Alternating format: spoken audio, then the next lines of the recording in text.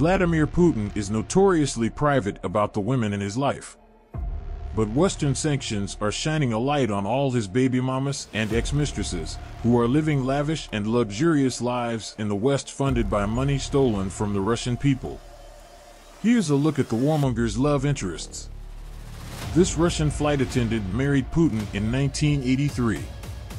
She was officially the country's first lady when Putin first became president in 2000, but by then they were already leading separate lives.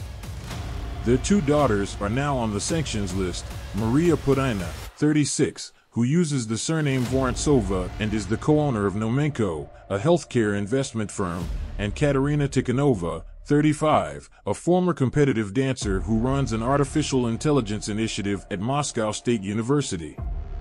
Maria was living it up in luxury in the Netherlands and was dating a Dutch national, Jorrit Faasen, who had a high-paying job linked to Russia's oil and gas sector.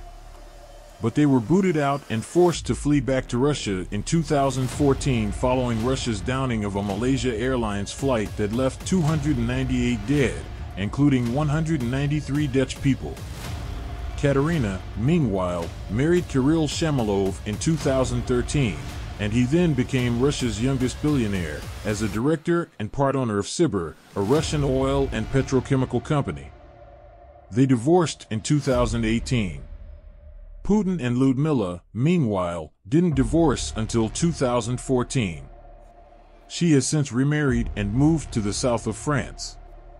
Her new husband, Artur Okritny, is 2 decades younger, according to the Organized Crime and Corruption Reporting Project.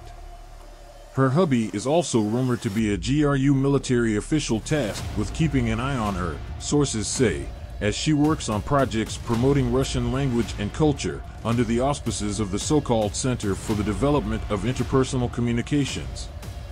In 2003, Putin reportedly had a love child with this housecleaner-turned-mistress who worked at one of his luxury compounds. Kravonagik now lives in Monaco, in a $4.1 million apartment bought by a mysterious offshore firm that was exposed in the Pandora Papers last fall, with her 19-year-old daughter, Luisa Rozova, who is also known as Elizaveta Kravonagik. Rozova looks strikingly like Putin. In 2020, after Rozova was outed by a Russian website, Projekt, her popularity on social media soared to 85,000 followers. Rozova posted photos of herself living a life of luxury. Her mother, meanwhile, has a reported $95 million business empire and a yacht that has received a naval escort in St. Petersburg. She is even a reported co-owner of Bank Rossiya, one of the largest private banks in Russia, founded with money from the Communist Party in the 1990s. After Putin invaded Ukraine, Rozova's Instagram site was filled with anti-war comments made by users shaming the teen and her war criminal father, and her social media presence was wiped away. Projekt, the Russian website, the name means project, was shut down, its journalists were dubbed foreign agents, and a libel investigation was launched. The founder, Roman Bodanin, was forced to flee and now teaches at Stanford University.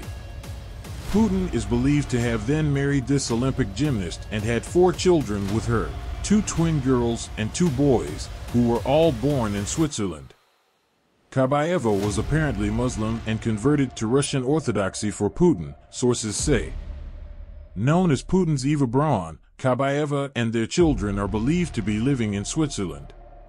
Friends are reportedly urging her to use her influence to stop the war. This alleged mistress is a Russian TV personality and Miss Russia 2003 who, by 2018, became an official ambassador of the FIFA World Cup and a director of the Miss Russia pageant. She is now reportedly with a Russian named Igor Bularov.